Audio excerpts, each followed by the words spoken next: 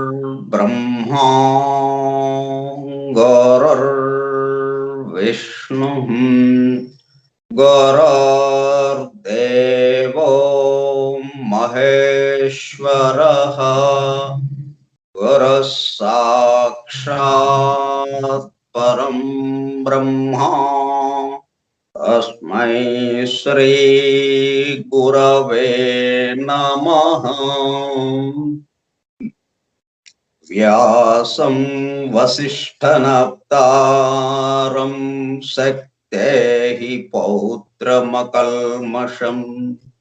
पराशरात्मजं वन्दे सुकतातं तपोनिधिम्। शुक्लाम्बरधरं विष्णुं शशिवर्णं चतुर्भुजं प्रसन्नवदनं ध्यायेत् सर्वविघ्नोपशान्तये। अगज आनन पद्मार्कं गजाननमहर्निशम् अनेकदं तं भक्तानाम् एकदन्तमुपास्महे। वक्रतुण्ड महाकाय कोटिसूर्यसमप्रभ निर्विघ्नं कुरु मे देव सर्वकार्येषु सर्वदा। सरस्वती नमस्तुभ्यं वरदे कामरूपिणी विद्यारम्भं करिष्यामि सिद्धिर्भवतु मे सदा।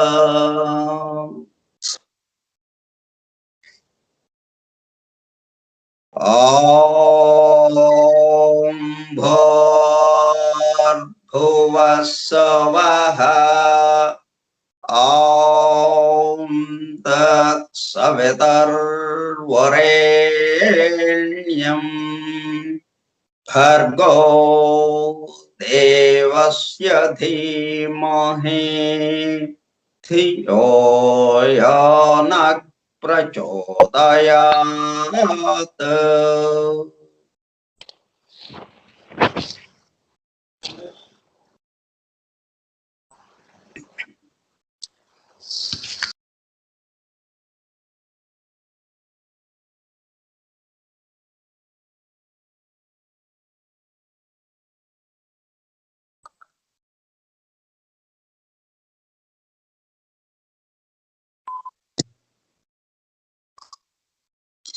వాసుదేవ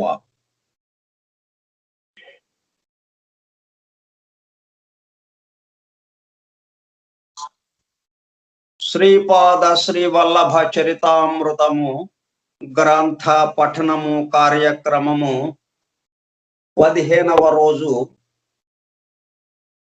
తేదీ 2/7/2021 శుక్రవారం సాయంత్రం 4:30 గంటలు.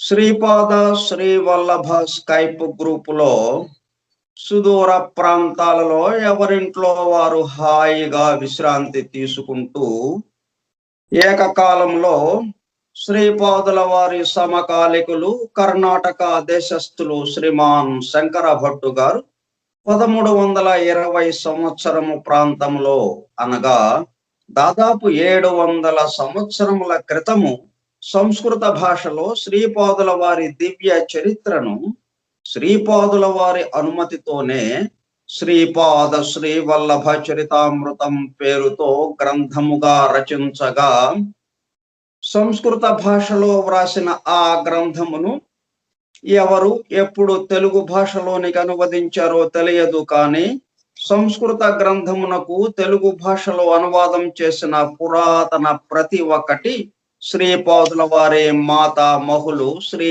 మల్లాది బాపన్న అవధానులు గారి 33వ తరం వారైన భీమవరం నివాసి శ్రీ మల్లాది గోవింద దీక్షితులు వారి వద్ద లభించగా వారు ముట్టుకుంటే చిరిగిపోయేలా ఉండే ఆ పురాతన ప్రతిని జాగ్రత్తగా కాపీ చేసి తెలుగు పురాతన ప్రతిని చరితామృతంలో చెప్పబడిన విధంగానే విజయవాడలో కృష్ణా నదిలో నిమజ్జనం చేసి కాపీ చేసిన ఆ క్రొత్త ప్రతిని పిఠాపురంలో ఉన్న శ్రీపాద శ్రీవల్లభ మహాసంస్థానం వారికి చరితామృతంలో చెప్పబడిన విధంగానే శ్రీపాదుల వారి సంస్థానంలో దానిని శ్రీపాద సన్నిధిలో 2001 సంవత్సరం విజయదశమి నుండి ఆశ్వయుజ బహుళ ఏకాదశి వరకు మొట్టమొదటిసారిగా పారాయణం చేసి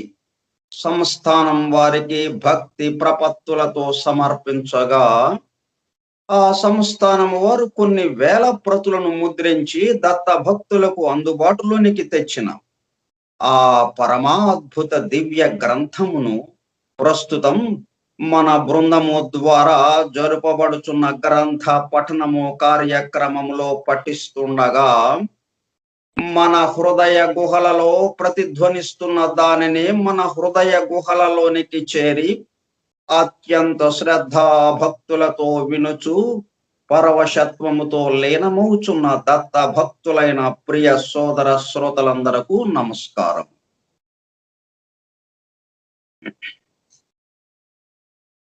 శ్రీపాదుల వారి సన్నిధి నుండి శ్రీ స్వామి వారి అనుగ్రహ ప్రసాద పారాయణ గ్రంథం శ్రీపాద శ్రీవల్లభ చరితామృతం. శ్రీపాద శ్రీవల్లభ మహాసంస్థానం వేణుగోపాల స్వామి గుడి వీధి పిఠాపురం. ప్రచురణకర్తలు అన్నమాట వారు. దీన్ని మనకందరికీ అందుబాటులోకి తీసుకొచ్చిన వారు. ఓం సర్వ జగద్రక్షాయ గురుదత్తాత్రేయ శ్రీపాద శ్రీవల్లభ పరబ్రహ్మణే నమః. మూల సంస్కృత గ్రంథ రచయిత శ్రీమాన్ శంకర భట్టు గారు కర్ణాటక దేశస్థులు, శ్రీపాదుల వారి సమకాలికులు. తెలుగు ప్రతిని సంస్థానమునకు సమర్పించిన వారు శ్రీ మల్లాది గోవింద దీక్షితులు గారు, భీమవరం. శ్రీపాద వల్లభ స్తోత్రం. శ్రీపాద వల్లభ గురోః వదనారవిందం వైరాగ్య దీప్తి పరమోజ్వలమద్వితీయం మందస్మితం సుమధురం కరుణార్ద్రనేత్రం సంసారతాపహరణం సతతం స్మరామి. శ్రీపాదవల్లభ గురోః కరకల్పవృక్షం భక్తేష్టాన నిరతం రిపు సంశయం వై సంస్మరణమాత్రచితి జాగరణం సుభద్రం సంసార భీతి శమనం సతతం భజామి. శ్రీపాదవల్లభ గురోః పరమేశ్వరస్య యోగీశ్వరస్య శివశక్తి సమన్వితస్య శ్రీపర్వతస్య శిఖరం ఖలు సన్నివిష్టం త్రైలోక్య పావన పదాబ్జం అహం నమామి. త్రైలోక్య పావన పదాబ్జం అహం నమామి. త్రైలోక్య పావన పదాబ్జం అహం నమామి. దిగంబరా దిగంబరా శ్రీపాదవల్లభ దిగంబరా దిగంబరా దిగంబరా శ్రీపాదవల్లభ దిగంబరా దిగంబరా దిగంబరా శ్రీపాదవల్లభ దిగంబరా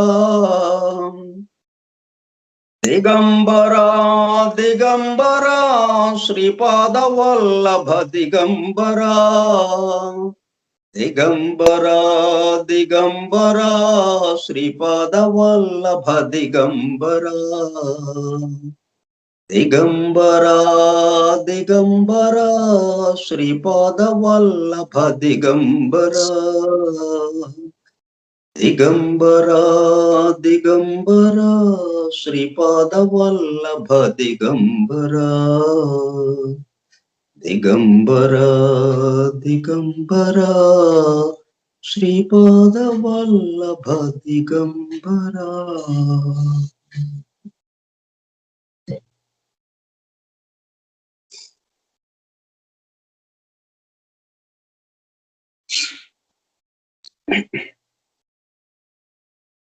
శబ్దము తగ్గే కొలది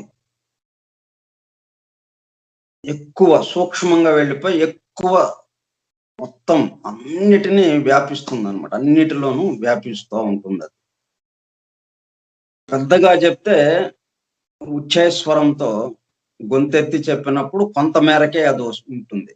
గొంతు తగ్గించే కొలది నెమ్మదిగా నెమ్మదిగా బాగా మొత్తం పరుచుకుంటుంది అనమాట.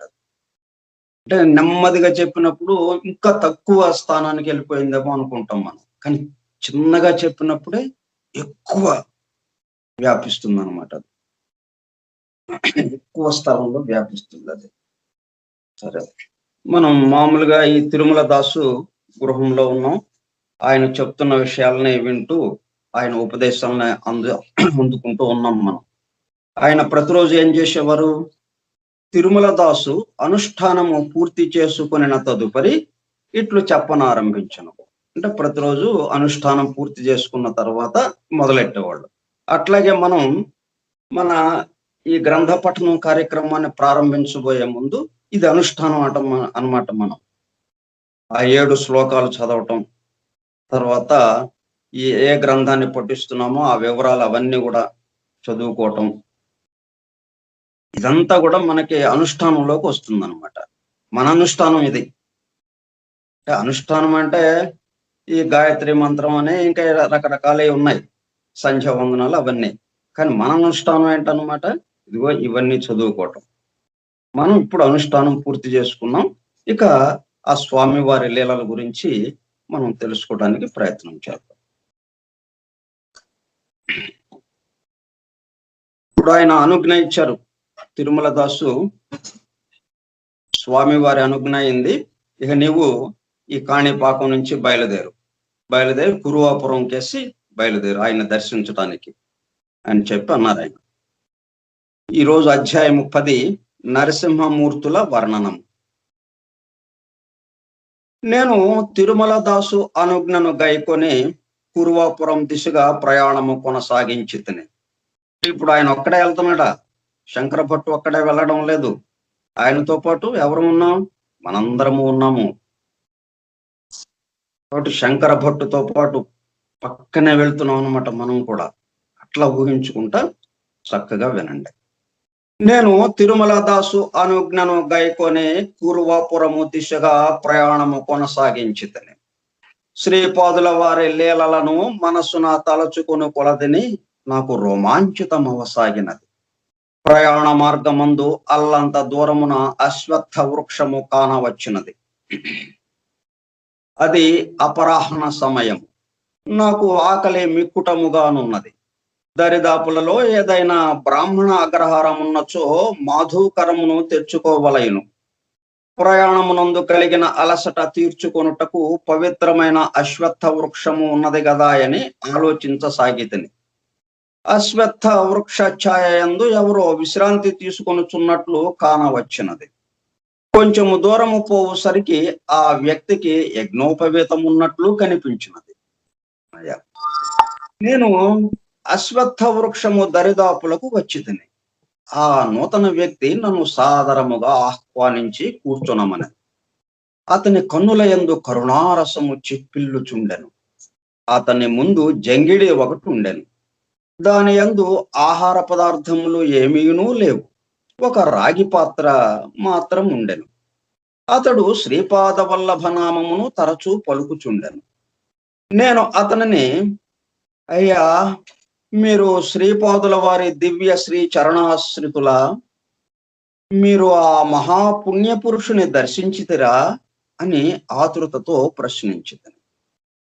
అంతటా అతడిట్లు పలికెను, అయ్యా, నేను సద్వైశ్య కులమునందు జనించిన వాడను. నన్ను సుబ్బయ్య శ్రేష్ఠి అని అందురు. నాకు చిన్నతనముననే మాతా పితృ వియోగము సంభవించినది. మా ఇంట వలసినంత ధనరాశులున్నవి. నేను సుదూర ప్రాంతములకు పోయి అనేక రకముల క్రయ విక్రయములను జరుపువాడను. నేను తరచుగా కాంచీపురమునకు పోవుచుండెడివాడను.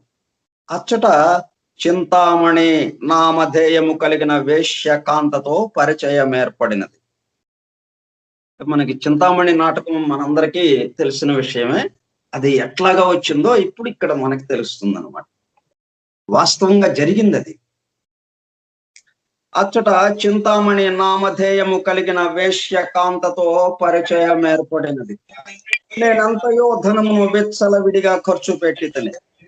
మలయాళ దేశమునందున్న పాలకాడు అను పట్టణము నుండి బిల్వమంగళుడు అను బ్రాహ్మణుడు కూడా కాంచీపురమునకు వ్యాపారార్థి అయి వచ్చేడివాడు. సుగంధ ద్రవ్యాదులను అరబ్బు దేశముల వారికి అమ్మి వారి నుండి రత్నరాశులను గుర్రములను అతడు స్వీకరించేడివాడు. ఒక్కొక్క పర్యాయము మేమిరువురమును కలిసి వర్తక వాణిజ్యములను చేసేడివారము. మా వద్ద మేలుజాతి గుర్రములను రాజులు మహారాజులు కొనుచుండెడివారు. దుష్కర్మ వశమున మేమిరువురము కూడా వేశ్య సాంగత్యమున భ్రష్టులమైతిమి. అరబ్బు దేశముల వారితో మేమిరువురమును చేయు క్రయ విక్రయములు కొంతకాలము ఉత్సాహభరితముగానే సాగాను. తదుపరి వారు మా యొద్ద నుండి విశేష ధనమును స్వీకరించి మేలుజాతి గుర్రముల నీయక బహు నాసిరకము గుర్రములనిచ్చిరి.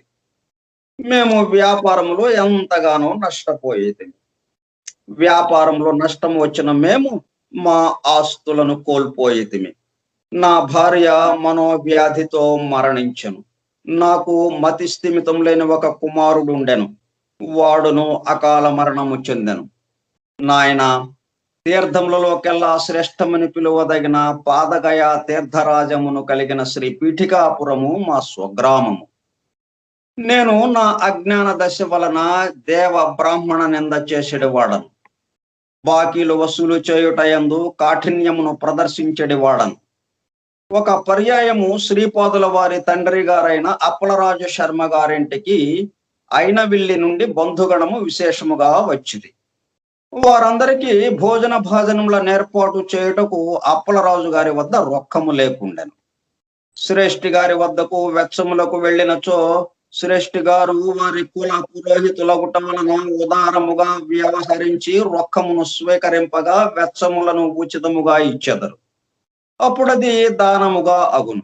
కానీ అప్పలరాజు శర్మ గారు దానమును స్వీకరింపరు. విధి లేని పరిస్థితిలో వారు ఒక వరహ ఖరీదు చేయు వెచ్చములను నా దుకాణము నుండి తీసుకుని వెళ్ళిరి. బంధుగణములు వెళ్లిపోయిన తదుపరి నేను రాజశర్మను నా బాకీ తీర్చమని దండించి తిని, చేతిలో చిల్లి గవ్వ అయినను లేదనియు, తనకు ధనము చిక్కినప్పుడు తప్పక చెల్లించదననియు రాజశర్మ బదులిచ్చాను. నేను చక్రవడ్డీ వసూలు చేయటలో కడు నేర్పరిని, కాలము గతించుచుండెను.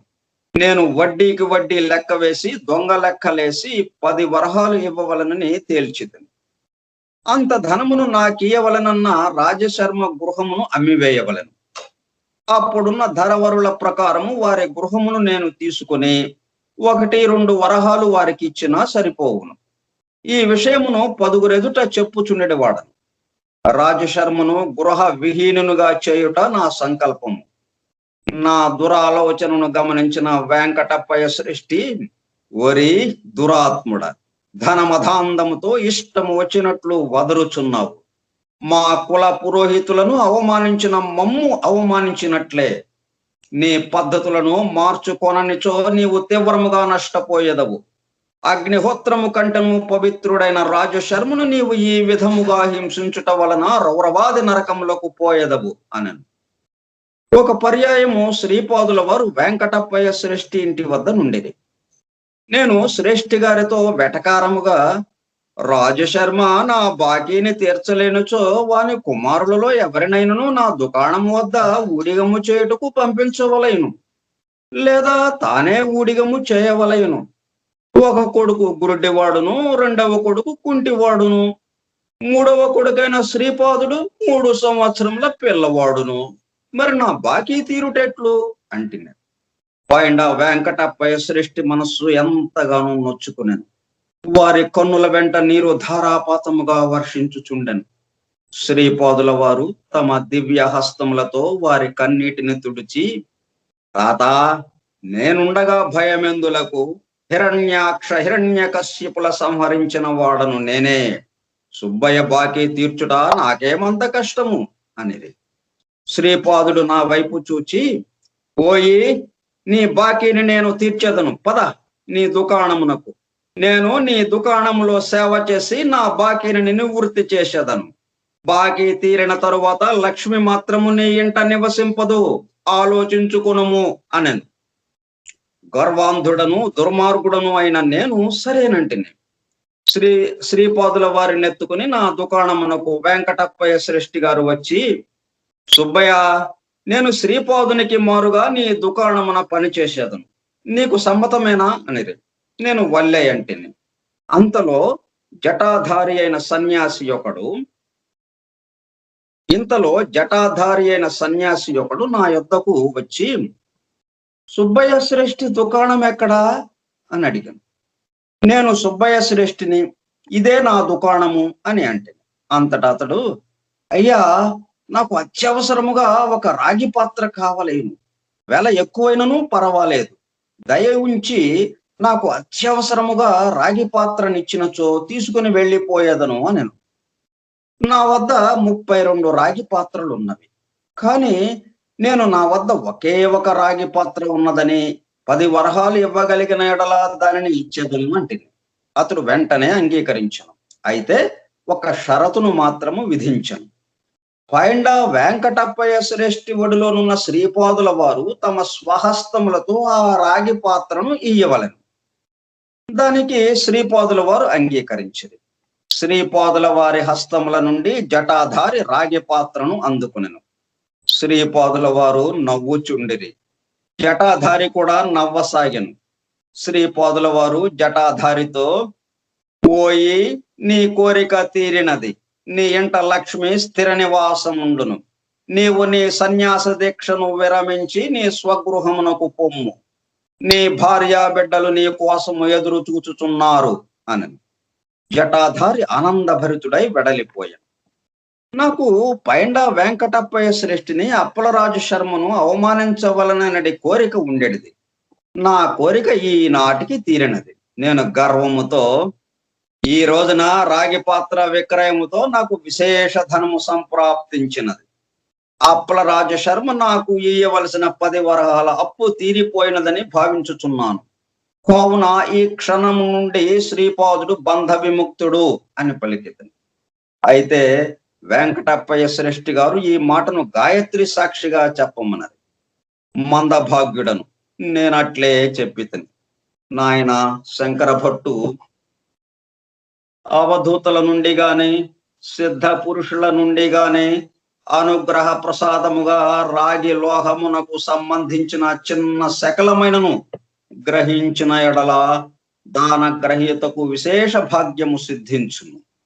అటువంటిది సాక్షాత్తు శ్రీ దత్తుల వారి నవావతారమైన శ్రీవల్లభుల నుండి రాగి పాత్రను అనుగ్రహముగా పొందిన జటాధారి ఎంత భాగ్యశాలియో కదా. నేనెంతయో అదృష్టహీనుడను. ఆ క్షణము నుండియే నా శరీరములోను మనస్సులోను ఆత్మలోను అంతర్లీనమై ఉన్న లక్ష్మి అంశ క్షీణించసాగాను. శ్రీపాదుల వారి లీలలు అనూహ్యములు అచింత్యములు. వారి సమక్షమున పలికిన ప్రతి పలుకు సత్యమై తీరును. 32 రాగి పాత్రలు ఉండగా ఒక్కటియే ఉన్నదని అబద్ధమాడి తిని నా అబద్ధమునే శ్రీపాదుల వారు సత్యమును చేసిరి. పైండా వెంకటప్పయ్య శ్రేష్ఠి గారు శ్రీపాదుల వారు వెళ్ళిపోయిన తరువాత నా దుకాణంలో పరిశీలించగా మిగిలిన 31 రాగి పాత్రలకు బదులుగా ఒకటి మాత్రమే మిగిలి ఉన్నది. నాకు అప్పలరాజు శర్మ నుండి 10 వరహాలు రావాలనని దొంగ లెక్కలను చూపితిని. దానికి అనుగుణముగా వారు ఆ 10 వరహాలు నాకు ఈ విధముగా లభించున్నట్లు చేసిరి. ఈ లీల ద్వారా అప్పలరాజు శర్మ గారికి ఉన్న కొన్ని అపోహలను శ్రీపాదుల వారు దూరము చేసిరి. సూర్యోదయమునకు ముందు సూర్యాస్తమయమునకు ముందు చాలా పవిత్రమైన కాలం. ప్రాతః సంధ్యయందును సాయం సంధ్యయందును అగ్నిహోత్రమును చేయుట విశేష ఫలదాయకము. ప్రాతః సంధ్యయందు సూర్య భగవానుని సమస్త శక్తులను విజృంభించుటకు సిద్ధముగా నుండును. సాయం సంధ్యయందు సూర్య భగవానుని సమస్త శక్తులను తిరోగమన దిశయందు వారిని చేరును. అంతటా నేనిట్లంటిని,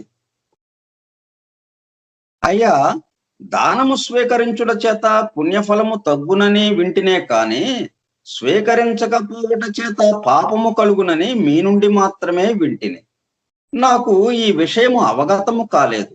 అంతేకాకుండా శ్రీపాదుల వారు దత్తాత్రేయుల అవతారమని చెప్పుచు వారే నరసింహావతారమని శివావతారమని రకరకములుగా చెప్పుచున్నారు. శివుని యందు అనసూయా తత్వము అంతరలీనమై ఎట్లుండునో అసలు అర్థము కాలేదు. దయయుంచి సవివరముగా తెలియజేయవలసినది. అంతట సుబ్బయ్య శ్రేష్ఠి, అయ్యా, మీరు ఆకలిగొని ఉన్నారు. నీ ఇంటికి అన్నార్థి అయి వచ్చిన వానికి త్రాగుటకు మంచినీరు, తినుటకు ఆహారమును జాతి కుల భేదముల నెంచక ఇయ్యవలసినదని శ్రీవల్లభులు తన భక్తులకు తరచుగా చెప్పుదురు. నీ ఇంటికి అన్నార్థి అయి వచ్చిన వానికి త్రాగుటకు మంచినీరు, తినుటకు ఆహారమును జాతి కుల భేదముల నెంచక ఇయ్యవలసినది అని శ్రీవల్లభులు తన భక్తులకు తరచుగా చెప్పుదురు. మీరు ముందు భోజనము చేయవలసినది. దగ్గరలోనే తటాకమున్నది. శుచిర్భూతులై రావలసినది. నేను ఇంతలో ఆ కనిపించుడి అరటి చెట్ల వద్దకు పోయి 2 అరిటాకులను తెచ్చెదను. అన్నములోనికి సంభారము బీరకాయ పప్పు, అది అమృత తుల్యముగా నుండును అని పలికాను. నాకు ఆశ్చర్యము వేసినది. ఆ జంగిడిలో ఒక రాగి పాత్ర మినహా మరేమీ లేవు. ఆహార పదార్థములు గాని, ఫలములు గాని, కందమూలములు గాని ఏమీ లేవు. పైగా అన్నములోనికి అధరువుగా బీరకాయ పప్పు అని చెప్పుచున్నాడు.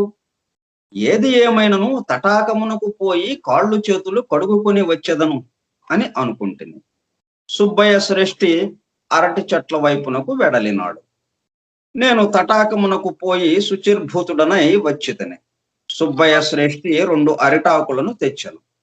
దాపులనున్న చిన్న తాడి చెట్టు నుండి ఆకులను సంగ్రహించి దొన్నెలుగా చేశాను. నేను ఈ వింతను ఆశ్చర్యముగా చూచుచుంటిని. అతడు కన్నులు మూసుకొని క్షణకాలము ధ్యానము చేశాను. ఆ తరువాత తన వద్దనున్న రాగి పాత్రను తీసుకుని 2 దొన్నెలలోనూ నీరు పోశాను. ఆ ఖాళీ రాగి పాత్ర నుండి జలము ఉద్భవించడం ఒక వింత. ఆ తరువాత అదే రాగి పాత్ర నుండి బీరకాయ పప్పు వడ్డించెను. తదుపరి అన్నమును వడ్డించెను.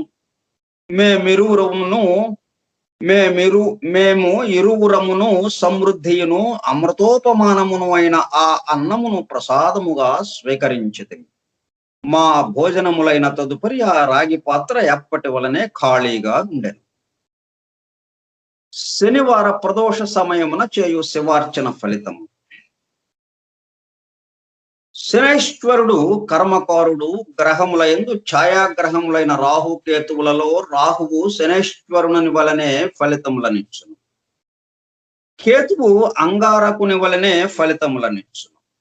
కర్మకారకుడైన శనేశ్వరుడు కర్మ సాక్షి అయిన సూర్యుని కుమారుడు. అందువలన శనివారము నాటి సాయం సంధ్య మహాశక్తిమంతము. చతుర్థి తిథియు త్రయోదశి తిథియు రాహుగ్రహమునకు బలమైన తిథులు. శని త్రయోదశి మహాపర్వమునందు సాయం సంధ్యలో శివారాధనము చేయు మానవునకు పూర్వజన్మకృత మహాపాపముల యొక్క ఫలితములు నిశ్శేషమైపోవు.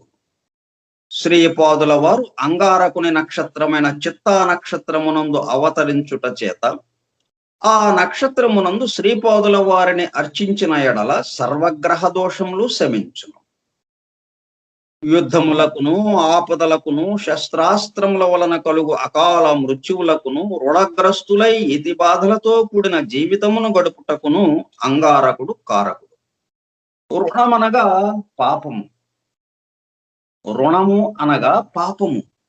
అరుణము అనగా పాపము లేనిది. చిత్తా నక్షత్రము నాడు గాని మంగళవారము నాడు గాని శ్రీపాదుల వారు అరుణ వర్ణముతో ప్రకాశించదరు. ఆనాడు వారు సాక్షాత్తు అరుణాచలేశ్వర రూపమున ఉందురు.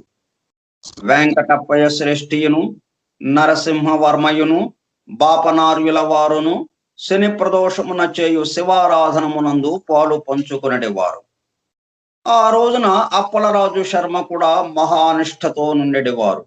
అఖండ లక్ష్మి సౌభాగ్యవతియగు సుమతి మహారాణి శివస్వరూపమునందు అంతర్లీనమై ఉన్న అనసూయ మహాతత్వమును ధ్యానించెడివారు. ఆ మహాతపస్సుల ఫలితముగా శ్రీపాదుల వారి ఆవిర్భావము జరిగినది. అందువలన పైండ వెంకటప్పయ్య శ్రేష్ఠి వారి నుండి గాని నరసింహవర్మ వారి నుండి గాని బాపనార్యుల వారి నుండి గాని ధనమును స్వీకరించిన అది దానము కాజాలదనియు వారి నుండి ధనమును స్వీకరించకపోవుటయే మహాపాపమనియు శ్రీపాదుల వారు తన తండ్రికి మౌనముగా బోధించదలచిరి. శంకర భట్టు శ్రీపాదుల వారు సకల దేవతా స్వరూపులు. సర్వదేవతా స్వరూపములకును అతీతమైన మహాతత్వము వారిది. వారి దర్శన స్పర్శన సంభాషణ భాగ్యములను పొందగలిగిన వారు ధన్యులు. సుబ్బయ్య సృష్టి ఇట్లు చెప్పనారంభించను. శ్రీపాదుల వారు ఈ వింత పద్ధతి ద్వారా తన తండ్రిని రుణ విముక్తులను చేసిన వృత్తాంతము పీఠికాపురమంతయు దావానలము వలె వ్యాపించను. శ్రీపాదుడు 3 సంవత్సరముల బాలుడు. అప్పలరాజు శర్మ కనుల నుండి అశ్రువులు ధారాపాతముగా వర్షించను. సుమతి మహారాణి తన ముద్దుల కుమారుని హృదయమునకు హత్తుకుని ఎంతయోసేపు తన్మయావస్థలో నుండెను. రాజశర్మ గారి ఇంటికి పైన వెంకటప్పయ్య శ్రేష్ఠియును నరసింహవర్మయును బాపనార్యులను వచ్చిరి. తండ్రిని రుణ విముక్తిని చేయుట పుత్రుని ధర్మమని శ్రీపాదుల వారు సెలవిచ్చిరి. నన్ను కూడా రాజశర్మ గారింటికి రమ్మని ఆహ్వానించిరి. నేను సమావేశులైన పెద్దల సమక్షంలో రాజశర్మ గారి బాకీ తీరెనని చెప్పితిని. దానికి రాజు శర్మ అంగీకరించలేదు. ఎవరో జటాధారి వచ్చి 10 వరహాలు ఇచ్చి రాగి పాత్రను కొనుక్కుని వెళ్లిన ఎడల రుణమెట్లు తీరినట్లు అగును అని రాజశర్మ ప్రశ్నించిరి. అంతటా ఈ రకమైన రసవత్తర చర్చ జరిగింది. పాపనారీలు శ్రీపాదునిట్లు ప్రశ్నించారు. ఆ జటాధారి ఎవరో నీకు తెలియనా? అంతటా శ్రీపాదుల వారు ఆ జటాధారియే కాదు, అందరి జటాధారుల గురించి కూడా నాకు తెలియను అని జవాబిచ్చారు. శ్రీపాదుల వారి స్వరూపం బాపనార్యులు. నీవు 3 సంవత్సరముల బాలుడవు, వయస్సునకు మించిన మాటలను పలుకుచున్నావు. అందరి గురించి తెలియటకు నీవు ఏమైనా సర్వజ్ఞుడువా? నా వయస్సు 3 సంవత్సరములని మీరందరూ అనుకొనుచున్నారు గాని నేను అనుకునుటలేదు. నా వయస్సు అనేక లక్షల సంవత్సరములు. నేను ఈ సృష్టికి ముందు ఉన్నాను, ప్రళయానంతరము కూడా ఉందును. సృష్టి యొక్క కార్యకలాపములు జరుగు సమయమందును ఉందును. నేను లేనిదే సృష్టి స్థితి లయములు జరుగనేరవు. నేను సాక్షిభూతుడనై వీటన్నింటినీ గమనించుచుందును. చిన్న పిల్లవాడు తాను చంద్రమండలమునందున్నట్లు తలంచినంత మాత్రమున చంద్రమండలమునందున్నట్లు కాదు. ప్రత్యక్ష అనుభవం ఉండవలెను. సర్వజ్ఞత్వము, సర్వశక్తిత్వము, సర్వవ్యాపకత్వము కేవలము జగత్ప్రభు యొక్క లక్షణములు. శ్రీపాదులు నేను సర్వే సర్వత్రా స్థితమయ్యుండు ఆది తత్వమును.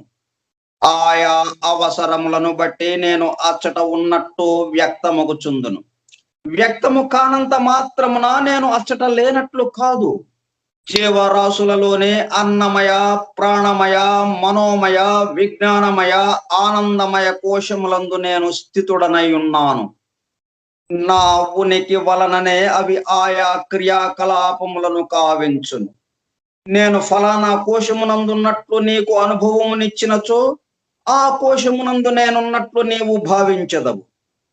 నీకు నేను అనుభవమును ఇవ్వనంత మాత్రమున నేను ఆయా కోశములలో లేనని కాదు దానర్థం. నేను సర్వే సర్వత్రా ఉన్నాను.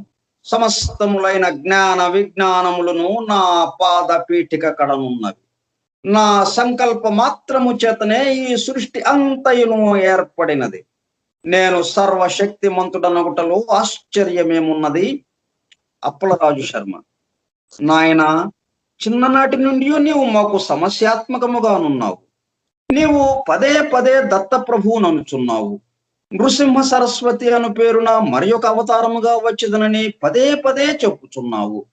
లోకులు కాకులు వారు ఇదంతయును నాటకమనియు, బూటకమనియు, మనశ్చాంచల్యం వలన కలిగిన తెలివి మాలిన తనమనియు రకరకములుగా చెప్పుచున్నారు.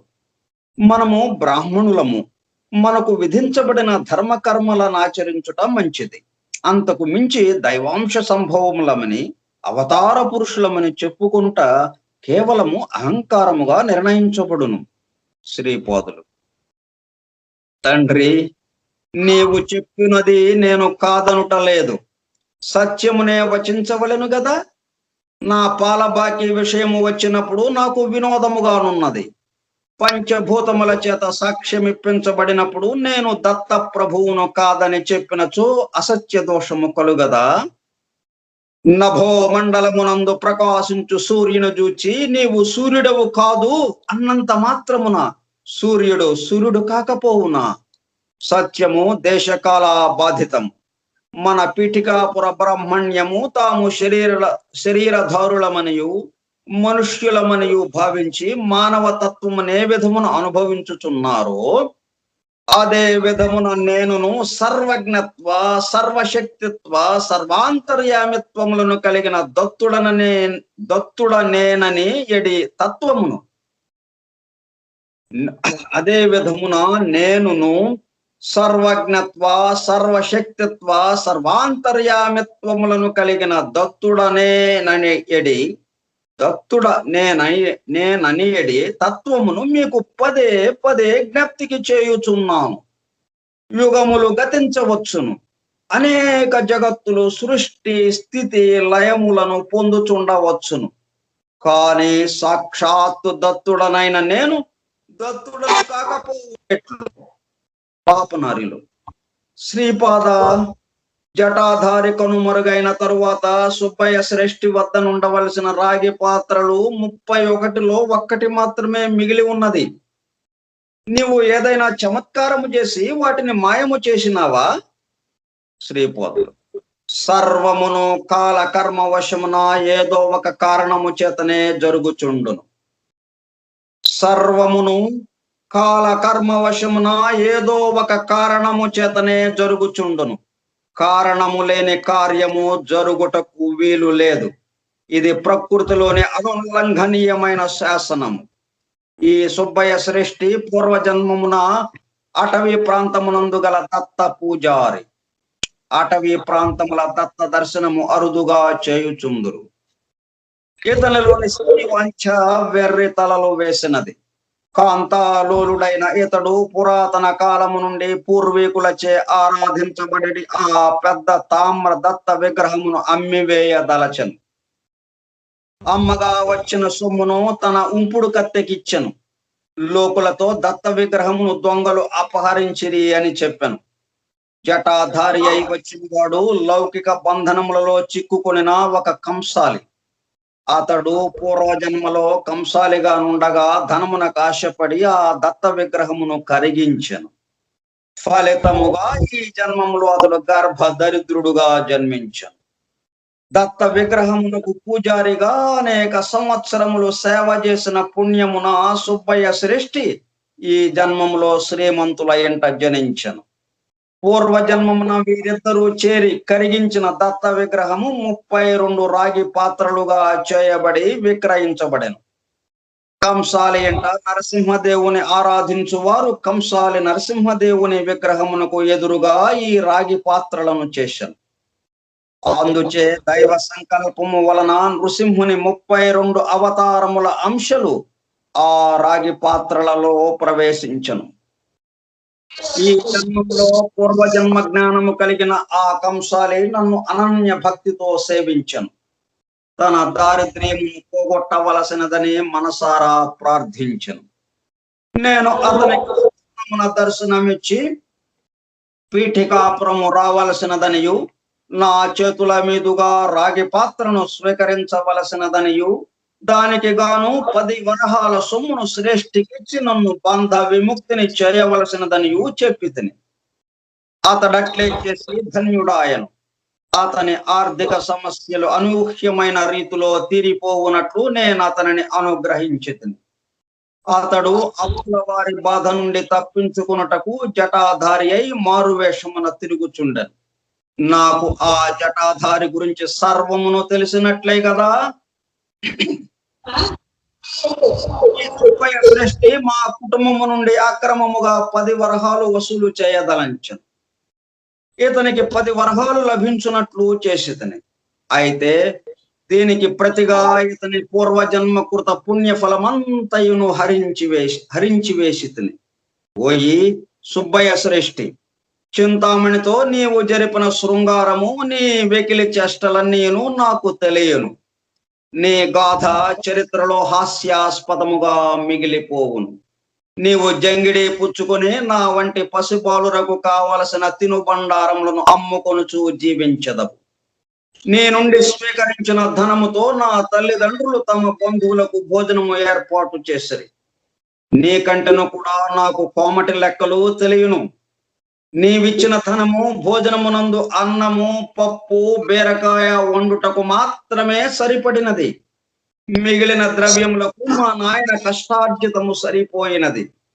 నీవు అన్నము కూడా లభించని దీనస్థితికి చేరుకున్నప్పుడు నీ వద్ద నుండిన రాగి పాత్ర నుండి జలము, అన్నము, బీరకాయ పప్పు మాత్రమే లభించును. నీవు తిని ఎవరికైనా పెట్టుటకు వలసినంత పదార్థములు మాత్రమే లభించును అని తీక్షణముగా పలికెను. శ్రీపాదుల వారి ముఖమండలము దివ్య వర్చస్సుతో తీక్షణముగా నుండెను. వారి కన్నులు అగ్ని గోళములుగా నుండెను. మరలా వారు, ఓయి సుబ్బయ్య శ్రేష్ఠి, ఈ రాత్రి నీ ఇంటి దక్షిణ ద్వారము కడకు గేద ఒకటి వచ్చును. నీవు చావు చాలా దగ్గరలో ఉన్నదని తెలుపుటకు యమధర్మరాజు పంపు వర్తమానమది. అయితే నేను నిన్ను అనుగ్రహించుచున్నాను. నీవు స్వహస్తములతో అన్నము, పప్పు, బీరకాయ వండి ఆ గేదకు పెట్టుము. ఆ గేదకు ఉన్న ఒకే ఒక కోరిక అది. దానిని తిన్న తరువాత నీకు బదులుగా ఆ గేద చచ్చును. ఆ క్షణము నుండి నీవు కడు భేదవాడవగుచున్నట్లు వర్తమానము మీద వర్తమానము వచ్చుచుండును. నీవు జంగిడి పుచ్చుకొని నేను చెప్పిన పనిని చేయుము. తదుపరి నీకు అన్నము కూడా దొరకని పరిస్థితి ఏర్పడినప్పుడు నేను అనుగ్రహించిన విధమున రాగి పాత్ర అనుగ్రహించును అని కఠిన స్వరముతో పలికిరి. పైండ వెంకటప్పయ్య శ్రేష్ఠి గారు అట్లు కోపోద్రిక్తులైన శ్రీపాదుల వారిని చూచి భయభ్రాంతులయ్యి. అంతటా శ్రీపాదులు ఇట్లనే, తాత భయపడుచున్నావా? నేను నరసింహమూర్తినే, సందేహము వలదు. నేను శ్రీపాదుడను శ్రీవల్లభుడను అయిన తత్వము గదా. వైశ్య కులమునకు శాపమిచ్చదనని అనుకొనుచున్నావు. వాసవి మాత తన కులస్థులకు వైశ్యులకు అందము తక్కువగా నుండునట్లు శాపమిచ్చినట్లే వైశ్యులు నిర్ధనులగునట్లు నేను శాపమిచ్చిదనేమోయని నీవు ఆందోళన పడుచున్నావు. నీవు భయపడవలదు. దైవమునకు జాతి కుల భేదములుండవు. అట్లే భక్తునకు కూడా జాతి కుల భేదములుండవు. ఆర్య వైశ్యులతో నా అనుబంధము అత్యంత ప్రాచీనమైనది. పాపనార్యుల పూర్వయుగములలోని లాభాద మహర్షి కాదా? పాపనార్యులు పూర్వయుగములలోని లాభాద మహర్షి కాదా? నీకు వరమును అనుగ్రహించుచున్నాను. వైశ్యులలో లాభాద మహర్షి గోత్రము హరించిపోయినను పాపనార్యులు వంశమును కలియుగాంతము వరకు అనుగ్రహించుచున్నాను. నీకు నేనిచ్చు జంగిడి వేరుగానున్నది. దానిలో దత్త మిఠాయి నిండుగా నుండును. ఎంత ఇచ్చినను తరిగడిది కాదు. ఎవరికి కంటికి కనిపించేది కాదు. నృసింహుని 32 అవతారముల యొక్క లక్షణములు నాయందే ఉన్నవి గనుక నాది 33వ అవతారము. అందువలన నీ వంశమునందు 33వ తరము నడచుచుండగా, పాపనార్యులు 33వ తరము నడచుచుండగా, వత్సవాయి నరసింహవర్మ గారి 33వ తరము నడచుచుండగా, నేను జన్మించిన పాపనార్యుల ఎంట అచ్చముగా నా జన్మస్థానమున నా శ్రీపాదుకులు ప్రతిష్ఠింపబడును. వత్సవాయ వారికి, మల్లాది వారికి, పైండా వారికి ఇదే నా అభయము. మీ వంశస్థులలో ఎవరైనా సరే శ్రీపాద శ్రీవల్లభ దివ్య భవ్య రూపమును నవవిధ భక్తులలో ఏ మార్గము చేనైనా సరే ఆరాధించిన ఎడల దత్త సునకములు అదృశ్య రూపమున కాపలా కాయుచుండును. వేదములు, పురాణములు, ఉపనిషత్తులు మొదలైనవి అదృశ్య రూపములలో అదృశ్య సునక రూపమున సదా రక్షగా నుండును. అంతటా పైండ వెంకటప్పయ్య శ్రేష్ఠి శ్రీపాదుల వారిని తమ గుండెలకు హత్తుకొనిరి. వారి కన్నుల నుండి ఆనంద బాష్పములు రాలుచుండెను. పాపనార్యుల నోట మాట రాలేదు. సుమతి మాత ఇదంతా కళ, వైష్ణవ మాయయా అని సందేహములో పడెను. ఆప్పలరాజు శర్మ మనస్సు మోగపోయెను. శ్రీపాదుల వారి అన్నలిద్దరును శ్రీపాదుల వంక భయముతో చూచుచుండిరి. ఇతడు మా తమ్ముడేనా లేక దత్తప్రభువ? ఏమిటి ఈ వింత అని ఆలోచించుచుండిరి. నా యొక్క అజ్ఞానమునకు, హేళన బుద్ధికి పరిమితి లేదు. అందుచేత నేనెట్లాంటిని సుబ్బయ్య శ్రేష్ఠి, శ్రీపాద ఆయా స్పందన శక్తులు మానవ రూపము పొందినప్పుడు భార్యలుగా ఉన్నవి కదా. మరి ఇది స్త్రీలంపటత్వము గాక మరేమిటి? అవతార పురుషుల విషయంలో ఇది లీల, మరి మాబోటి వారి విషయంలో స్త్రీలంపటత్వము. ఏమి పక్షపాత వైఖరి?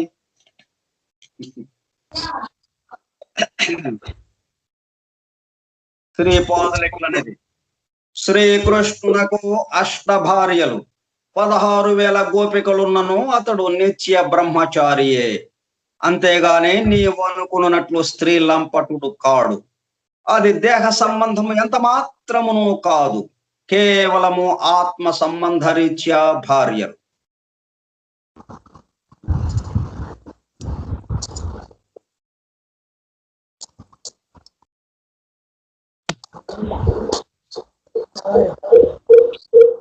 భరించబడు ఆత్మ భార్య, భరించే ఆత్మ భర్త. అంతకంటే ఏమున్నది? దేవేంద్రుడే మానవత్వము పొందినట్లు శపించబడినప్పుడు శచీదేవి ద్రౌపదిగా అవతరించినది. దేవేంద్రుడు 5 రూపములు ధరించి పాండవులుగా జన్మించినాడు. దేవేంద్రుడు 5 రూపములు ధరించి పాండవులుగా జన్మించినాడు. ద్రౌపది పంచభర్తృకు అయినను సైన సుఖమును పొందినది కేవలము అర్జునునితో మాత్రమే. ధర్మము వేరు, ధర్మ సూక్ష్మము వేరు. కుంతి మాతకు అన్న మాట తిరిగి తీసుకునే అలవాటు లేదు. ద్రౌపది వరించినది కేవలము అర్జునుని మాత్రమే. మత్స్య యంత్రమును కొట్టినది అర్జునుడు మాత్రమే. ధర్మపత్నికి 6 లక్షణములుండును. రూపము లక్ష్మిని పోలి ఉండవలెను. ప్రసన్నత లక్షణము ద్రౌపది యందు మెండుగానున్నది. క్షమాగుణములో భూదేవిని పోలి ఉండవలెను. సహదేవునికి భవిష్యత్తులో జరగబోవు విషయములన్నీయును తెలియను. కౌరవ పాండవ యుద్ధము జరిగి తీరునని తెలియను. అయితే అది జరుగుటకు ముందు ఎన్నో సంఘటనలు జరగవలసినవి ఉన్నవి. వీనిలో దుఃఖదాయకములైన సంఘటనలు కూడా ఉన్నవి. ఇవన్నీను తలంచుకున్నప్పుడు వానికి విసుగుదల ఎక్కువగా నుండేది. అందువలన సహదేవునితో వ్యవహరించున్నప్పుడు ద్రౌపది ఎంతో సహనముతో ప్రవర్తించుడు. భీముడు తిండిపోతు భోజనము మిక్కుటముగా చేయుట వలన మహాబద్ధకస్తునిగా తయారైనాడు. అందువలన అతడు తన పనులను తాను చేసుకునుట యందు కూడా బద్ధకము వహించేవాడు. కావున ద్రౌపది భీమునితో వ్యవహరించున్నప్పుడు దాసి వలనే ప్రవర్తించేది. ధర్మరాజు పాండవులలో అగ్రజుడు. రాజనీతికి సంబంధించిన అనేక సమస్యలు అతని మనస్సును వేధించెడివి. అందువలన ద్రౌపది ధర్మరాజుకి మంత్రి వలె చక్కటి సలహాలనిచ్చెడిది. నకులుడు 2 వాన చిలుకల మధ్య కత్తి తడవకుండా అత్యంత వేగముగా కత్తి యుద్ధము చేయుటలో నేర్పరి. అంతటి సునిశ్చిత యుద్ధ నైపుణ్యమునకు సంబంధించిన సాధనలు అతనికి మిక్కుటముగా ఆకలి వేసేది. భోజన పదార్థములను రుచికరముగా అతని మనస్సునకు సంతుష్టినిచ్చెడివి. అతనికి యుద్ధ విద్య సాధనకు అనుగుణమైనవి తయారు చేసి ద్రౌపది అందించెడిది. తల్లి బిడ్డ మనసు తెలుసుకుని అడగకుండగానే భక్ష్య భోజ్యములను అందించున్నట్లు ద్రౌపది నకులునితో వ్యవహరించెడిది. శయ్య సుఖమునందించుటలో రంభను మించిన చాతుర్యముతో అర్జునుని అలరించెడిది. ధర్మభంగము కాకుండా పంచభర్తృకైనను శయ్య సుఖమును ఇచ్చినది ఒక్క అర్జునునికి మాత్రమే. సుబ్బయ్య శ్రేష్ఠి, నీవు ఉంచుకున్న చింతామణి నీకు మాత్రమే శయ్య సుఖము నందివ్వలేదు. బిల్వమంగళుడు ఇంకా మరెందరో ఆమె శరీరమును అనుభవించిరి. నీవు గుంటూరు మండలాంతర్గత మంగళగిరిలోని పానకాల స్వామిని దర్శించున్నప్పుడు కాలకర్మ కారణవశమున చింతామణియు బిల్వమంగళుడును నీకు అచ్చట తారసపడగలరు. వారిని నీవు పీఠికాపురమునకు తీసుకువచ్చెదవు. అప్పుడు మీకు ధర్మబోధ చేసేదను. అంతటా నరసింహవర్మ గారు శ్రీపాదుని తమ ఒడిలోనికి తీసుకునిరి. శ్రీపాదులు వర్మగారితో ఇట్లనిరి: తాత, మనమిద్దరమును రేపు గుర్రపు బండిలో మన భూములను చూచుటకు పోయేదము. ఎన్నాళ్ళ నుండియో అక్కడి భూమాత నన్ను శ్రీపాద ప్రభు నీ పాద స్పర్శతో నన్ను పునీతుని చేయవా అని ఆర్తితో ప్రార్థించుచున్నది. ఆర్త్రత్రాణ పరాయణుడనని నాకు బిరుదు గదా అని అనను. అంతటా వర్మగారు: నాయన శ్రీపాద, నాదొక చిన్న మనవి. మనకు శ్రీ పీఠికాపురమునకు సమీపంలోనే కదా భూములున్నవి. అందుచేత అచ్చటను ఒక పల్లె ఏర్పరిచి వారి చేత మన భూములను సాగు చేయించదలచితిని. పల్లె ప్రజలకు భూములను తక్కువ కౌలనకిచ్చి జమీందారీ వ్యవహారములను చూచుటకు నాన్నగారిని కరణీకమునకు నియోగించిన బాగుండునని నా అభిప్రాయం. ఆయన విల్లి కరణీకము ప్రస్తుతము మనకు లేదు కదా అనిరి. శ్రీపాదులు నవ్వుచు: తాత, నీవు నీ జమీందారీ విషయమునే ఆలోచించితివి గాని నా జమీందారీ విషయమును ఆలోచించలేదు. ఇది నాకు సమ్మతము కాదు. ముందు నాన్నగారినే కరణీకము చేయమందు, ఆ తరువాత శ్రీపాద, నీవు ఈ కరణీకము చేయవలసినది అని అందు. గండికోట శ్రీపాద శ్రీవల్లభరాజు శర్మ ఫలానా ఊరునకు కరణమని మాత్రమే చరిత్రలో మిగులును. నేనే చేయబోయే కరణికము విశ్వవ్యాప్తమైనది. నా లెక్కలు నాకున్నవి. ప్రతిరోజు కోట్ల కొలది పుణ్యరాశులు, మణులు, పడగలు ఖర్చు కనిపించుచున్నది.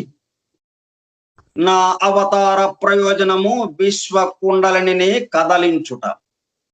మనుష్యులకు ఉన్నట్లే గ్రామములకు, పట్టణములకు, పుణ్యక్షేత్రములకు కూడా కుండలిని ఉన్నది. ఇది సాంద్ర సింధు వేదము తెలిసిన వారికి మాత్రమే అవగతము కాగలిగిన యోగ రహస్యము. పీఠికాపుర కుండలిని మల్లాది వారి, పైండా వారి, వత్సవాయ వారి 33వ తరములో కదిలించవచ్చును. ఇప్పుడు తొందర ఏమి వచ్చినది? అదృష్టవశమున మీకు చిక్కిన ఈ మహాపుణ్య అవకాశమునందలి ప్రతి క్షణమును సద్వినియోగము చేసుకొనుడు అని చెప్పి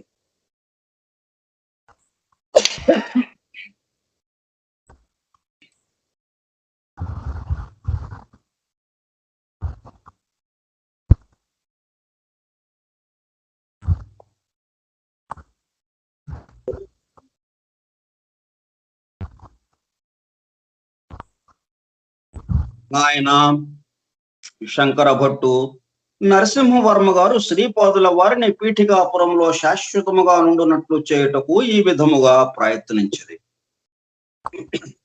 శ్రీపాదుల వైభవం. నాలో అజ్ఞానము చాలా హెచ్చు మోతాదులోనున్నది. ఇది సుబ్బయ్య శ్రేష్ఠి చెప్తున్నారు అన్నమాట. శ్రీపాదుల వారు తామే స్వయముగా శ్రీకృష్ణుడనని చెప్పుటచే హాస్యాస్పదముగా అజ్ఞానముతో ప్రశ్నించితిని. శ్రీపాద, నీవు శ్రీకృష్ణుడననుచున్నావు, మరి అష్టభార్యలు 16,000 గోపికలు ఈ అవతారమును కూడా కలరా? అంతటా శ్రీపాదులు మందహాసముతో, నా యొక్క అష్టవిధ ప్రకృతియే అష్టభార్యలు. నాది షోడశ కళా పరిపూర్ణ అవతారం. నా యొక్క శరీరము నుండి, నా మనస్సు నుండి శ్రీపాద శ్రీవల్లభ అవతారమనటి ఈ దివ్యాత్మ నుండి దశ దిశలలోను శక్తి రూపములైన స్పందనలు ప్రతి క్షణమును వెలువడుచుండును. ఈ విధముగా ప్రతి క్షణమును ఒక్కొక్క కళకు శరీర, మనో, ఆత్మతత్వముల నుండి 10 × 10 × 1000 స్పందనలు వెలువడుచుండును. ఈ రకముగా 16 కళల నుండి 16,000 స్పందనలు వెలువడుచుండును. ఇవన్నీ నా 16,000 గోపికలే. పూర్వావతారమున అవి మానవ రూపములో ఆవిర్భవించినవి. ఈ అవతారమున అవన్నీ నిరాకారముగా స్పందనశీలముగా నున్నవి. నా యొక్క వివిధ దేవతా స్వరూపములను ఆరాధించినను తప్పేమీ లేదు. అవి అన్నీ నన్నే ఆరాధించినట్లగును. నాలోని శివ స్వరూపమును, విష్ణు స్వరూపమును, బ్రహ్మ స్వరూపమును ఆరాధించవచ్చును. అదే విధముగా నాలోని వివిధ దేవతల స్వరూపమును ఆరాధించవచ్చును. రకరకముల సాధనా పద్ధతులు, సాధకుల యొక్క రకరకముల సాధనావస్థలు, కాల కర్మ కారణములు ఎన్నో జీవ పరిణామముపై ప్రభావము చూపును అని వివరించింది. నరసింహరాజవరముకు ఆ రాత్రి నృసింహుని 32 రూపములు దర్శనమిచ్చినవి.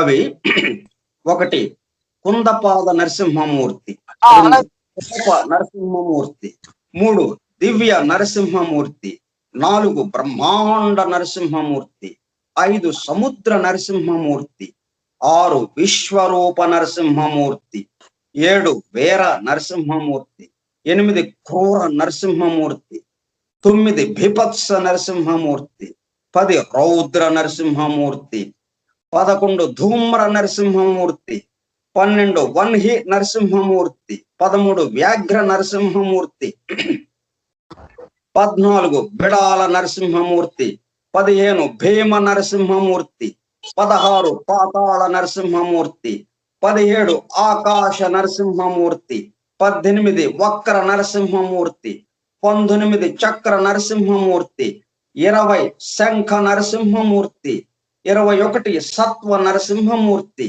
22 అద్భుత నరసింహమూర్తి, 23 వేగ నరసింహమూర్తి, 24 వేదారణ నరసింహమూర్తి, 25 యోగానంద నరసింహమూర్తి, 26 లక్ష్మీ నరసింహమూర్తి, 27 భద్ర నరసింహమూర్తి, 28 రాజ నరసింహమూర్తి, 29 వల్లభ నరసింహమూర్తి.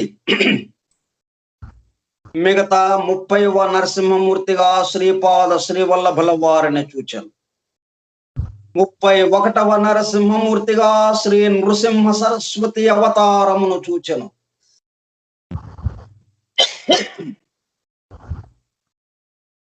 32వ నరసింహమూర్తిగా శ్రీ ప్రజ్ఞాపురమున నివసించడి స్వామి సమర్థునిగా చూచెను. శ్రీనివాసుని వృత్తాంతం. నాయన, రేపు పరమ పవిత్రమైన రోజు, కన్యామాసమునందు శ్రవణ నక్షత్రము ద్వాదశి నాడు సోమవారమున సిద్ధయోగములో శ్రీ వెంకటేశ్వరుడు అర్చారూపముగా ఆవిర్భవించినాడు. వైశాఖ శుద్ధ సప్తమి నాడు విళంబినామ సంవత్సరములో కుబేరుని నుండి ధన సహాయము పొంది అప్పు పత్రము వ్రాసి ఇచ్చినాడు. శ్రీ పద్మావతీ దేవి మృగశిర నక్షత్రమునందు జన్మించగా శ్రీనివాసుడు శ్రవణ నక్షత్రమునందు అవతరించినాడు. వైశాఖ శుద్ధ దశమి తిథి యందు ఉత్తర ఫల్గుని నక్షత్రమునందు శ్రీనివాస కళ్యాణము జరిగినది. శ్రీనివాస ప్రభువు కూడా భరద్వాజ సగోత్రమునందు అవతరించినాడు. పాండవుల వంశంలోని సుధన్వుడికి నాగకన్యక ద్వారా జన్మించిన వాడు ఆకాశ మహారాజు. తొండమానుడు. ఆకాశరాజు కుమారుడే. శ్రీనివాస ప్రభువు అగస్త్య మహర్షి సలహాపై రాజ్యమును వసుధానుడికి సగము, తొండమానునికి సగము. శంకర భట్టుతో, నీవు ఈ రోజు విశ్రాంతి గైకొను. ఈ రాత్రంతైను మనము శ్రీపాద శ్రీవల్లభుల దివ్య నామమును సంకీర్తనము చేయుదుము. రేపు జ్యోతిష్ శాస్త్ర రీత్యా పరమ పవిత్రమైన రోజు. రేపు నీకు అత్యంత ఆశ్చర్యకరమైన శ్రీపాదుల లీలలను వివరించదను. చింతామణి బిల్వమంగళుడు పీఠికాపురమునకు ఎట్లు తీసుకుని రాబడిరో, వారిని శ్రీగురుడు ఏ విధముగా కటాక్షించినది, నరసింహవర్మ గారి భూముల యందు శ్రీపాదులు ప్రదర్శించిన చిత్రమైన లీలలకు గుర్తుగా అచ్చట గ్రామము నిర్మించబడి చిత్రాడ పేరుతో ఎట్లు విఖ్యాతమైనదియు, రాబో కాలములందు ఎంతటి చిత్ర విచిత్ర విషయములు జరుగునున్నదియు శ్రీవారి ఆఖరి అవతారముగా కల్క్యావతారమునకు ముందు జరుగబోవు లీలలను వివరించి చెప్పెదను అని వచించి నన్ను దాపులనయున్న ఒక కుటీరమునకు కొంపోయెను. అచ్చట 2 ఈతాకుల చాపలుండెను. 4 మేలుజాతి కుక్కలు ఆ కుటీరమును కాపు కాయుచుండెను. శ్రీపాదుని స్మరణము వల్ల కలుగు ఫలము. శ్రీపాదుల వారి లీలలు అనితర సాధ్యములు, అత్యంత హృదయంగమములు. వారి స్మరణ మాత్రమున అనేక జన్మల నుండి పేరుకుని ఉన్న పాపపు రాసులు భస్మీపటలమగును.